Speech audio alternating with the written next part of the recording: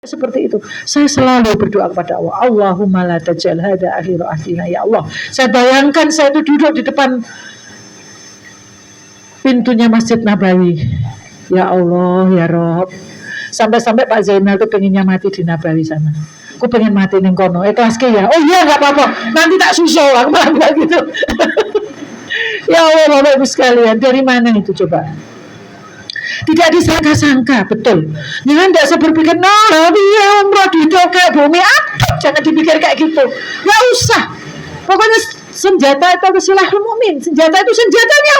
Doa itu adalah senjatanya orang mukmin. Gak usah. Doa itu silahul mukmin. Gak usah susah. Sudah serahkan. Allahumma la taj'al hadza akhir ahdina ya Allah. Perlu teteskan air mata. Bayangkan diri kita ini sedang ada duduk di Masjid Nabawi dan Masjidil Haram. Gampang. Gak usah susah. Nanti tahu-tahu ada sendiri. Buh sapa sing ngejak. Bila laya anak untuk warisan. Ayo Bu tak jak Bu lo. Siapa tahu kayak gitu. Dan itu akan sangat dimudahkan oleh Allah. Ini. Oleh karena itu, kalau kita bisa untuk menggapai khairukum yang kedua tadi, kita harus mengikuti Rasulullah. Bagaimanakah tadi cara tatanan kita? Tentunya Bapak mesti tahu. Bagaimanakah tadi sebelum dengar atau munjuk? Tak dengar ke coba. Ada yang berdoa? Berdoanya apa? Berdoanya apa? Untuk dirinya sendiri atau untuk yang nyuguhi? Nah, ini untuk dirinya sendiri dulu mesti. Nah ini Allahumma barik lahum fima razaqtahum waghfir lahum warhamhum. Ya Allah, berkahilah rizki yang nyuguh ini loh. Ampuni mereka ya Allah, dan belas kasihani mereka ya Allah. Baru Allahumma barik lana fima razaqtana wa qina adzabannar. Ini cara Rasulullah seperti itu. Kalau dikasih orang itu, Masya Allah, tidak menghilang-hilangkan doa itu untuk yang nyuguhi. Nah kita tadi langsung dimakan, langsung diminum. Lupa. Bismillahirrahmanirrahim. Alhamdulillah bejo bismillah. Ya tak? Kalau lupa bismillahi fi awalihi wa akhirihi. Ada caranya. Ya, mari kita biasakan. Ya, saya yakin Pak Haji, Bapak sudah haji, Ibu sudah haji ini, terus terang saja ilmu juga harus nek ngaji itu ya dipraktekin, ya toh. Jangan sampai kita minum dengan tangan kita kiri. Ya. Kalau saya suka ngajari anak TPA gimana? Tugasnya tangan kanan apa le? Makan. Tugasnya tangan kiri apa le? Cebok. Lah nek kamu makan dengan tangan kiri berarti menyamakan ini dengan ini. Anak kecil-kecil sukanya gitu. Segitu kan. Jadi dia tuh kalau begitu ingat saya. Nah, terus caranya gimana? Kalau udah lupa gitu, dioper sini baca apa? Astagfirullah gitu. Anak kecil itu saat jadi gitu. Nah, ini perlunya satu keteladanan. Makanya kita ini harus meniru supaya kita bisa menjadi khairukum tadi. Kita tidak bisa ada kurunnya waktunya Rasulullah, tapi kita ini bisa menjadi orang-orang yang terbaik, ya, yang akhlak kita baik. Bagaimana kita tidur? Nah, itu kita harus contoh. Bagaimana Rasulullah itu motongi kukunya ini? Ditiru. Sama-sama tidur, sama-sama motong kuku. Tapi kalau kita ikut Rasulullah, maka itu menjadi akhlak kita yang baik. Karena kesolehan pribadi itu akan menjadi kesolehan masyarakat. Kalau soleh di dalam, insya Allah serumah itu soleh kok. Kalau sudah soleh, semua satu rumah soleh, insya Allah kita di masyarakat juga soleh. Nah kalau semua soleh nanti akan menjadi kesolehan secara umum. Wongnya soleh kabeh. Ini mari kita belajar. Sekarang tidak usah malu. Sekarang di YouTube ya banyak. Bagaimana cara Rasulullah memotong tangan. Mulai dari memotong kukunya, bukan tangannya. Mulai ini dulu tangan kanannya. Ini baru jempolnya. Nah kita enggak cedak sak-sae. Lah ini. Mari kita berakhlak seperti Rasulullah. Ya. Bagaimana nanti kita pakai sandal itu? Kanan dulu. Bagaimana melepas? Dulu. Bagaimana masuk masjid? Doa dulu. Jadi masuk masjid jangan gelundung gitu saja. Mesti harus belajar. Alon-alon. Allahumma ftahli abwaaba rahmatik. Ya pelajarilah. Bagaimana supaya kita ini bisa berakhlak secara Islami. Ini supaya apa? Supaya kita nanti mendapatkan label yang kedua khairukum. Wis iso ngaji, akhlak Islami itu sudah dapat 2 loh, Masya Allah. Apa tidak luar biasa? Mari semangat, kita semangat. Angel kok angel raiso. Ya awalnya artinya dulu saja. Dong ngarap orang ngerti artinya ya podo mawon itu. Ya kudu bersamaan. Wong jenenge wong Indonesia ya wis ora usah harape sik ya latihan sik dengan bahasa Indonesianya dulu. Baru nanti kita pelajari untuk bahasa Arabnya. Enggak apa-apa. Enggak usah malu. Ngapalke apa, Bu? Gitu. Bahkan saya tuh sering ngajari anak-anak kecil itu, saya bilang gini. Masuk kamar mandi. Kalau tahu-tahu kakinya dulu nyelonong kaki kanan, marahi dong kakimu. Gimana caranya? Kakinya diceblek saya gitu. Saya gitu. Marahi kakimu. Kamu itu loh. Kok maju-maju dulu? Temanmu dulu. Kamu mundur dulu ya dari pintu. Gitu, Bu. Iya. Anak kecil itu cerita sama saya. Bumi, aku tadi lupa. Kakiku itu masuk kanan dulu. Kakiku tak marahi. Gimana marahinya? Kamu itu masuk tuh kayak marahi gitu. Saya ketawa. Itu ya. Tapi akhirnya itu satu kebiasaan terbiasa. Coba sama-sama masuk kamar mandi, tapi pahala mana yang teraih? Makanya ini khairukum. Gak perlu dipamerkan amal-amal kayak gini. Tapi Masya Allah, gak bisa. Aku mau tak kandani, kamar mandi mau aku sikil selo, tangan tekiwa selo, saya melebu. Gak bakalan bisa dipamerkan seperti itu. Kecuali amal yang itu yang ayo tahajud cepat gitu. Aduh, kalau saya berat sekali. Kalau saya berat sekali karena amalan sunnah dan itu tempatnya waktu kita bersangat untuk berprivasi dengan Allah. Kenapa mesti? Gak mungkin kalau kita capek terus udah saya tangi apa mana mau penting gitu. Nah ini amalan-amalan yang saya kalau amalan-amalan sunnah ini kalau saya lebih baik untuk didet. Makanya saya sering kali ya kalau memberi pengarahan baik itu umroh atau haji, mohon maaf ibu sekalian, bapak saya bilang, nanti jangan sampai begitu sampai di Masjidil Haram cekrek pret. Ya masih teringat itu saya katakan gitu. Cepet, nanti terus diganti. Alhamdulillah di depan pintu Masjidil Haram. Saya katakan, Masya Allah ya kalau jenengan tidak menjadi kebanggaan. Saya takut. Wa atimul hajja wal umrah. Laksanakan umrah dan haji itu hanya karena Allah. Kalau sudah dikotori dengan pamer dan pamer semacam itu, saya takut kalau itu terkikis. Ini yang saya maksud. Jadi kalau di posting ayo sholat Jumat bareng-bareng nggak apa-apa, itu kewajiban. Ayo poso Ramadan bareng-bareng kewajiban. Itu loh maksud. Tapi itu dipamerkannya itu bahkan pernah toh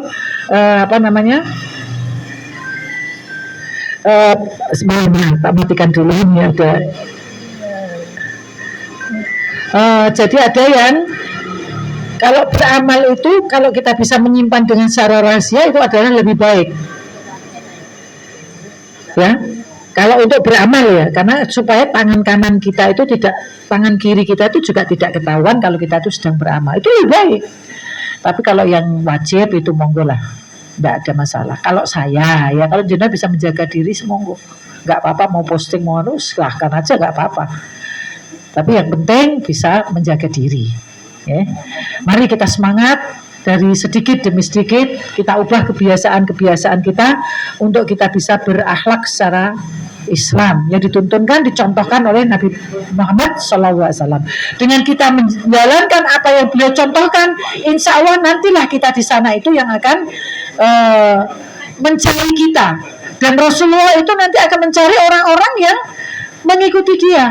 Walaupun kita ini tidak termasuk dalam kurunnya Rasulullah, tapi kita ini adalah termasuk orang-orang yang setia kepada Rasulullah dengan menjalankan apa yang beliau contohkan. Jadi semuanya yang dicontohkan oleh Rasulullah, bila kita melaksanakan ini insya Allah kita besok akan dipanggil oleh Rasulullah, akan berbaris di belakang Rasulullah untuk menerima syafaatnya. Allahumma amin. Insya Allah, mari belajar sedikit-sedikit, tidak apa-apa. Okay?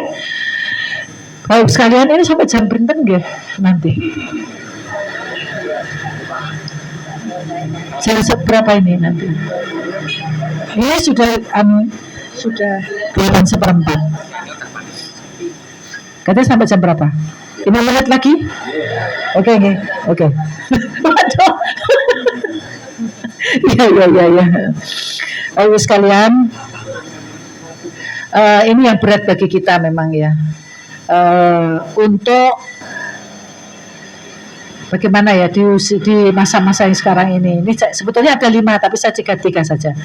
Jadi khairukum, jadi orang-orang yang terbaik adalah aksanukum qadoa, orang-orang yang bisa membayar hutangnya dengan baik. Nyun sewu ya.